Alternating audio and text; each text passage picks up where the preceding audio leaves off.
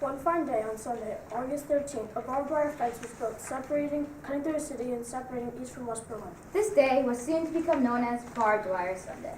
Within just a few weeks, this barbed wire will be morphed into something bigger and more heavily guarded, known as the Berlin Wall. Everyone was fleeing from east to go to west. From 1949 to 1961, almost 2.5 million East Germans have fled. Their social state was crashing.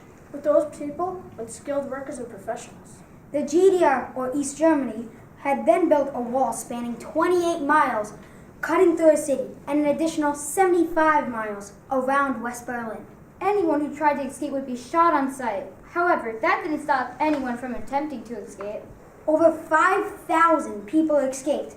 However, 5,000 people were captured. Only 191 people perished.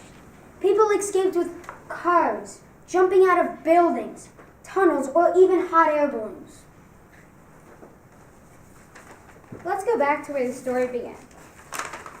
Kennedy met with the Soviet leader Nikita Khrushchev in Vienna to discuss the future for Berlin and America, but it didn't go as planned. During the angry and bitter summit, Khrushchev brought up the word war.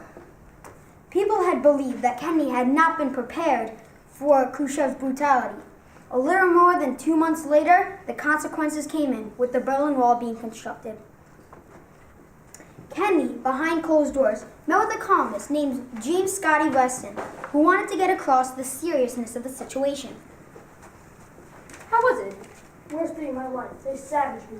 Not the usual. There's a look a man has when he has to tell the truth. I've got two problems. First, to figure out why he did it in such a hostile way. Two, to figure out what we could do about it. Kennedy had claimed that he was astonished by the toughness of the Soviet leader.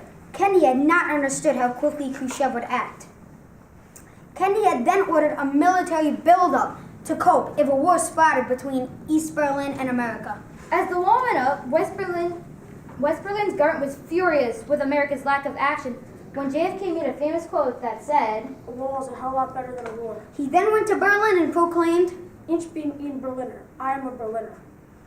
JFK had one real plan for the situation with the wall, which was to bulldoze the wall. However, that idea died out when the Soviets moved armored units to protect the wall. After JFK had passed, Ronald Reagan took up the case and met for the first time in 8 years the new Soviet leader, Mikhail Gorbachev, in Geneva. The meeting went well, with the two men having deep personal conversations and developing a very good relationship. This came as a surprise because of Reagan's normal approach to communism. They made 6 arrangements, ranging from environmental issues, cultural exchanges, and scientific exchanges. The second time they met was in October 1986 in Reykjavik, where the meeting didn't go as planned. When Ronald Reagan brought up the idea about a new missile defense system, it was difficult to progress talks about arms control. However, in their third summit, when they met in Washington, D.C., 1987, they made agreements to control a wide range of arms control issues. Ronald Reagan had then delivered his famous speech about the wall on June 12, 1987. He wasn't planning on stopping in Berlin. He was only going to Europe in early June. He was then informed in April 1987 to write a speech because his schedule had been changed for a quick stop at Berlin for just a few hours. There, he delivered his famous speech. Behind me stands a wall that encircles the 3 sectors of a city, part of a vast system of barriers that divides the entire continent of Europe. Standing before the Brandenburg Gate, every man is a German, separated from his fellow men. Every man is a Berliner, forced to look upon a scar. As long as this gate is closed, as long as the scar of a wall is permitted to stand, it is not the German question alone that remains open, but the question of freedom of all mankind. General Secretary Gorbachev, if you speak peace, if you speak prosperity for the Soviet Union and Eastern Europe, if you speak liberation, come to this gate. Mr. Gorbachev, open this gate. Mr. Gorbachev, tear down this wall.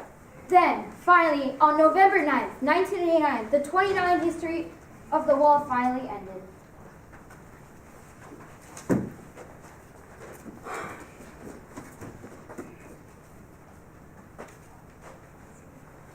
JFK was very significant in the deconstruction of the Berlin Wall. He got America involved with the Berlin Wall and began making plans to get rid of it.